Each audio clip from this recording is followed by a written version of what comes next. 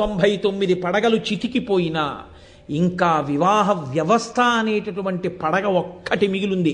సహస్రశీర్ష పురుష, పరమేశ్వరుని యొక్క సనాతన ధర్మపు 1000 పడగలలో జీవించి ఉన్న పడగ ఇది ఒక్కటే. వివాహ వ్యవస్థని మలినం చెయ్యకండి అని విశ్వనాథ సత్యనారాయణ వారు గుండెలు బాదుకుని 1000 పడగల నవలగా తీసుకొచ్చారు. కాబట్టి ఆ విషయాన్ని నిరూపణం చేస్తున్నాడు మహానుభావుడు. ఆమె వెళ్ళిపోయింది, ఆయన ఉండలేకపోయాడంతే. కాబట్టి ఇప్పుడు ఆయన కూడా ఆమెనే వెతుక్కుంటూ బయలుదేరిపోయాడు. బయలుదేరిపోయి భూలోకానికి వచ్చాడు. అంటే వెంకటేశ్వర స్వామి అవతారాన్ని లోకానికి అందించిన తల్లి ఎవరు? సాక్షాత్తు దయాస్వరూపిణి అయిన అమ్మవారే.